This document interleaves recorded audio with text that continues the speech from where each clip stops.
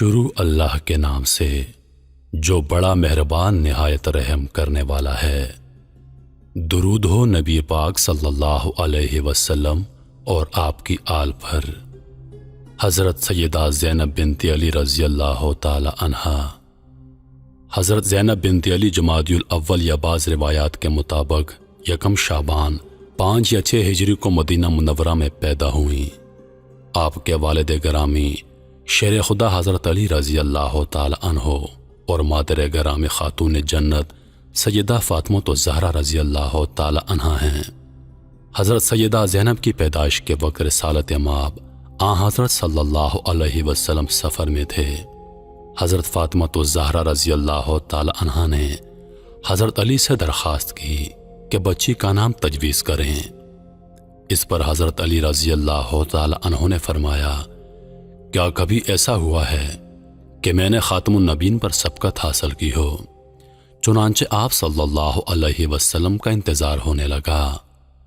آپ صلی اللہ علیہ وسلم کا یہ معمول تھا کہ جب بھی کہیں جاتے تو پہلے رک کر بیٹی کے دروازے پر سلام کر کے جاتے، اور جب بھی کہیں سے واپس آتے تو پہلے بیٹی کے دروازے پر رکتے اور بآواز بلند سلام کرنے کے بعد بیٹی سے ملاقات کر کے کہیں اور جاتے۔ نواسی کی ولادت کے بعد جیسے ہی آپ صلی اللہ علیہ وسلم سفر سے پلٹے تو سب سے پہلے اپنی بیٹی کے گھر میں داخل ہوئے، اہل خانہ کو سلام کیا اور نومولود کی مبارکباد دی۔ سب آپ کی آمد پر تعظیماً کھڑے ہو گئے۔ حضرت علی رضی اللہ تعالی عنہ نے بیٹی کو ماں کی گود سے لے کر نانا کی آغوش میں دیا۔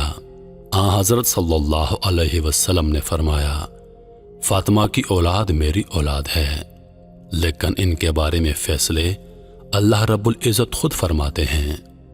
اس کے بعد آپ صلی اللہ علیہ وسلم نے ان کا نام زینب بنت علی رکھا۔ آپ نے بیٹی کو آغوش میں لیا، بوسہ دیا اور فرمایا، میری نصیحت ہے کہ سب اس بیٹی کا احترام کرے، کیونکہ یہ ختیجۃ الکبریٰ کی مانند ہیں۔ جس طرح دین و شریعت کے تحفظ، عروج اور پیغمبر اسلام کی حفاظت اور پاسداری اور معاونت کے لیے ام المومنین حضرت ختیجۃ الکبریٰ کی کوششیں بے مثال اور لازوال تھیں، اسی طرح آپ کی نواسی کا صبر و استقامت راہ خدا میں جذبہ ایثار، وفاداری اور بقائے دین و شریعت کے لیے عظیم ترین قربانیاں کائنات کے لیے مثال رہیں۔ سیدہ زینب رضی اللہ تعالی عنہا جہاں اہل بیت کی عظیم ترین فرد تھیں، وہیں انہیں صحابیہ نبی کریم صلی اللہ علیہ وسلم ہونے کا شرف بھی حاصل تھا۔ آپ نے آغوش محمد میں پرورش پائی، علم و عرفان کے سرچشموں سے سیراب ہوئیں اور صبر و استقامت اور شجاعت کا درس حاصل کیا۔ آپ وہ خاتون تھیں جنہیں کربلا کی تیز و تند ہوائیں، کوفہ کے سیاہ بادل، شام کی سیاہ بجلیاں اور ان کی مجموعی قوت بھی ہلا نہ سکیں۔ کتاب عشق کے 2 باب ہیں، پہلا کربلا اور دوسرا کوفہ و دمشق۔ کربلا کا باب حضرت امام حسین رضی اللہ تعالی عنہ نے لکھا، اور کوفہ و دمشق کا باب المصائب حضرت سیدہ زینب نے رقم کیا۔ آپ نے واقع کربلا میں کبھی علی کا رنگ بھرا تو کبھی حسین بن کر تسلیم و رضا کے نقوش کو ابھارا۔ آپ کے عزم و استقلال میں حسین کے عزم و استقلال کی جھلک تھی۔ آپ نے شام اور کوفہ کے دربار میں جابر اور دشمن حکمرانوں کا سامنا کیا۔ اپنے حق گوئی اور جد و جہد سے سیدہ زینب رضی اللہ تعالی عنہا نے اسلام کی تعلیمات کو بقا کی معراج پر پہنچایا۔ سیدہ زینب رضی اللہ تعالی عنہا نے نازک موقعوں پر بھی علی کے جاو جلال کے ساتھ حسین بن کر بولی اور باطل کا سر کو چل دیا اور حق کا بول بالا کیا۔ رسول خدا کی نواسی نے دربار یزید میں جو جرأت مندانہ خطبہ ارشاد فرمایا، وہ تا قیامت ایک مثال ہے۔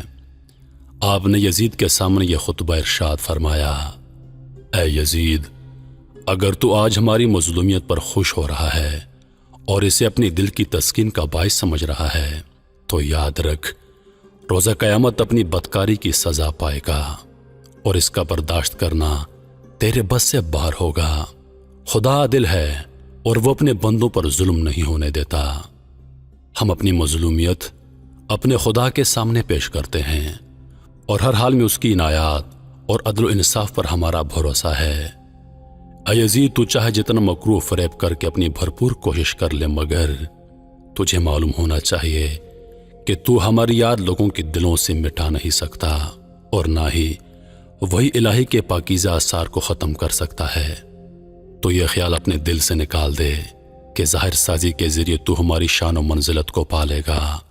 تو نے جس گھنوں جرم کا ارتکاب کیا ہے، اس کا بدنما داغ تو کبھی اپنے دامن سے نہیں مٹا سکتا۔ تیرا یہ نظریہ نہایت کمزور اور گھٹیا ہے۔ تیری حیات اقتدار میں چند روز باقی ہیں۔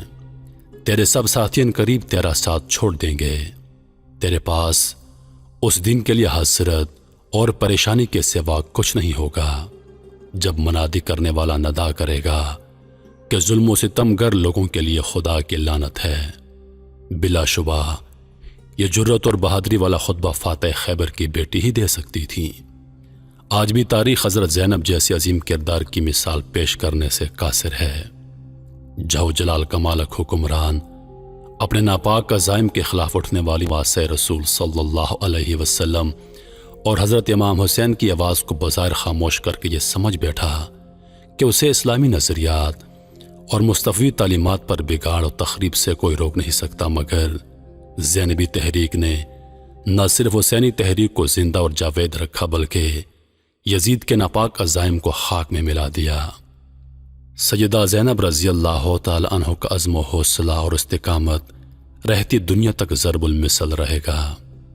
آپ کی عظمت کو علامہ اقبال نے کچھ اس طرح بیان فرمایا ہے کہ عشق کے دو باب ہیں، ایک وہ جو کربلا میں امام حسین نے لکھا اور دوسرا دمشق میں بی بی زینب نے رقم کیا۔ آپ پر اللہ پاک کی لاکھوں کروڑوں رحمتیں نازل ہوں۔